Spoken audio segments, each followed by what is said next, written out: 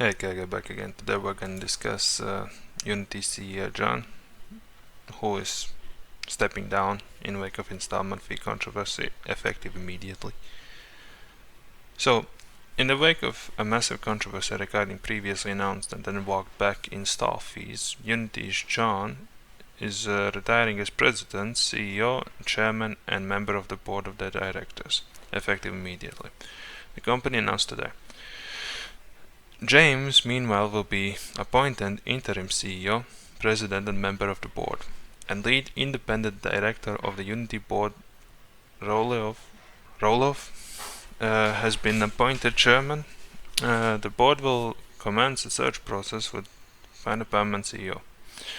Unity said John will continue to advise the game engine maker to ensure a smooth transition.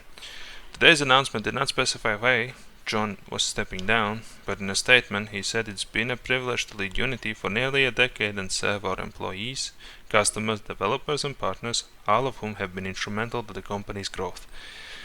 And yet at the same time, with your previous tried fees with the price module, let's call it, you were gonna screw over all of said employees, customers and developers. Because it impacted the whole thing. Now, I personally think he got asked to step down. There's no confirmation on that, it's just what I think. So, instead of him sort of willingly stepping down, saying it's his time, I think he got asked. But I don't know. That's just my opinion. Now, this whole thing about him is kinda nice. The new CEO that will take over him, maybe he'll breathe in new life into this company, and it will be potentially good, potentially not. Not all the time when a CEO leaves, the next CEO is better.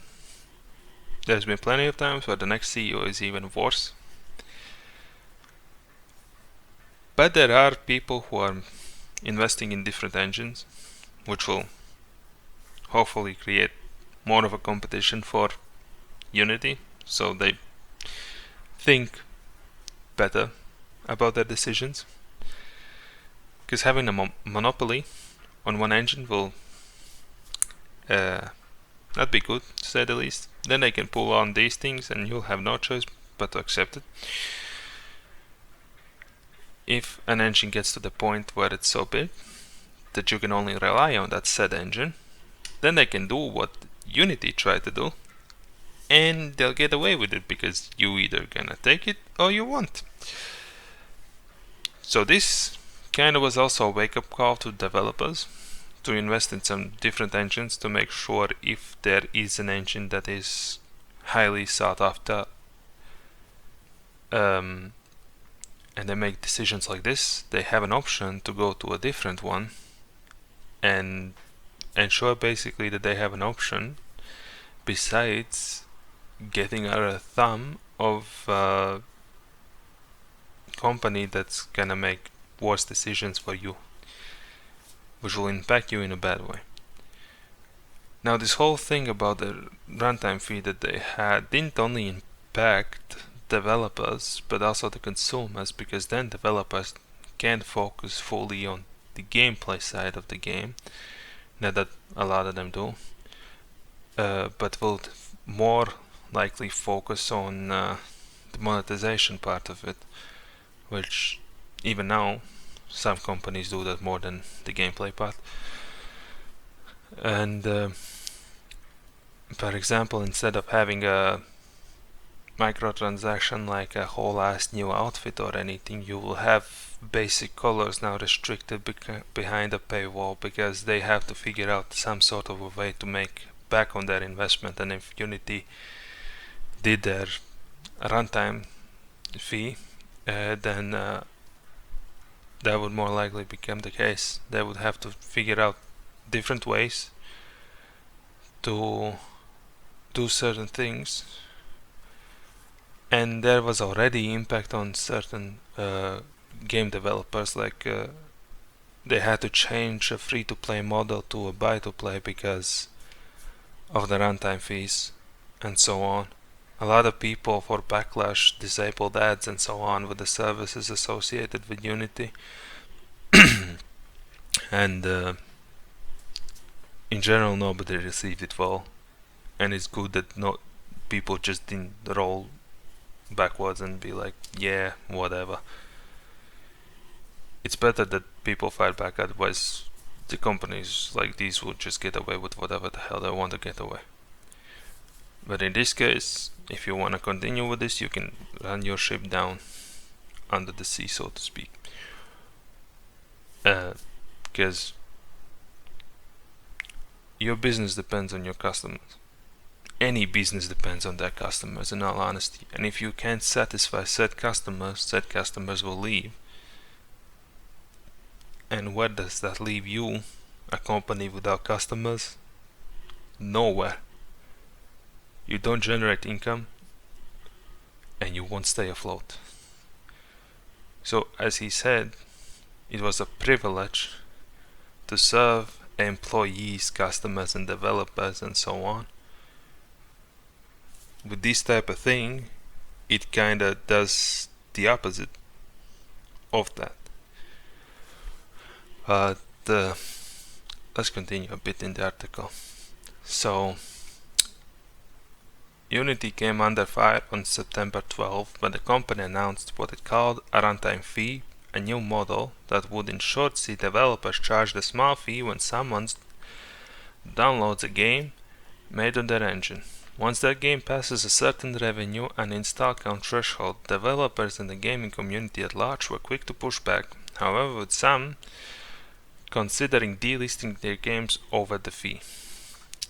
Unity attempted to clarify the policy the following day, arguing that more than 90% of its customers will not be affected by this change, but it did little to placate users. Finally, on September 22, Unity walked back several key aspects of the policy, which largely stemmed the backlash. However, several of the developers were quick to point out that Unity had already broken the trust with the community over their initial announcement. Of course they did, because they didn't really announce it, they kind of came out of nowhere with it. They didn't even have any proper communication with the community over this. They just came out and was like, yeah, we're gonna have this now. They even removed their terms of service from GitHub for a period of time.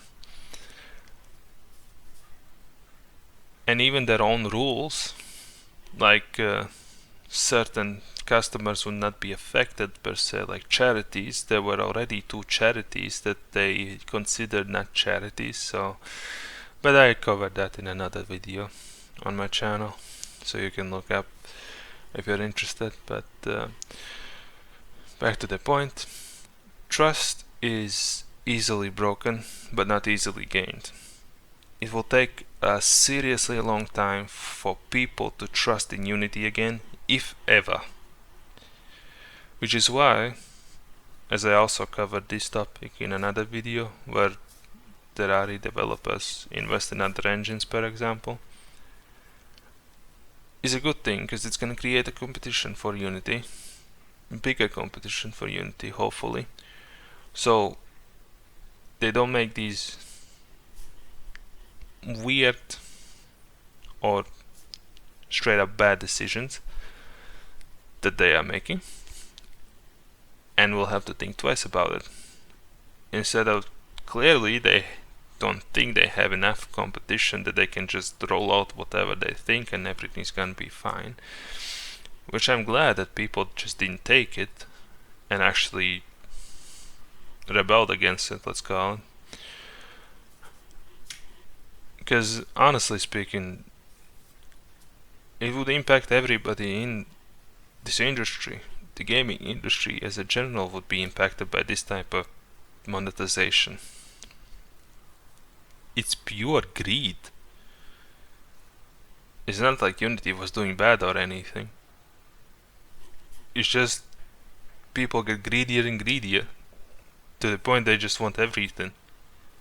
And this time it didn't work out. And you had to suffer. Now, maybe with a new CEO, they will slowly make the right decisions again and will slowly gain the people's trust back. But that's not gonna happen over a day. That's gonna be a long and hard process for them to get back the trust they lost. Because a lot of people ain't gonna trust in Unity for a long time. Some people will. Some people are forgiving.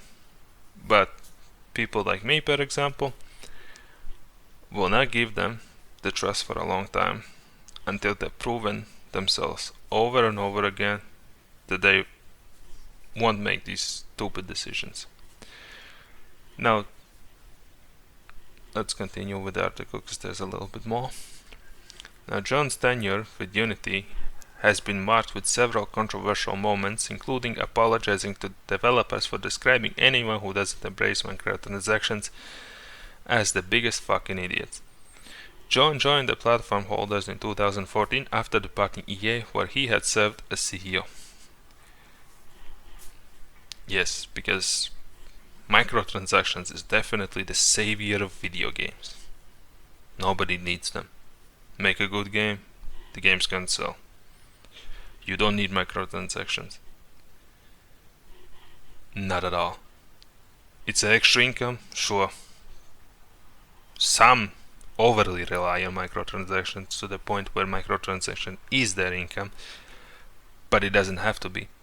Specifically sports games, in all honesty. They're over monetized. But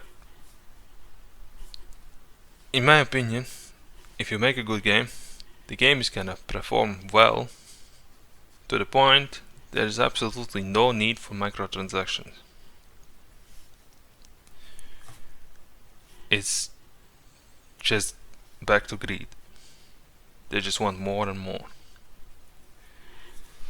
Maybe this guy was living in the land of delusionals where he thinks everybody has, I don't know, a couple $100,000 they can dish out on video games every month or something.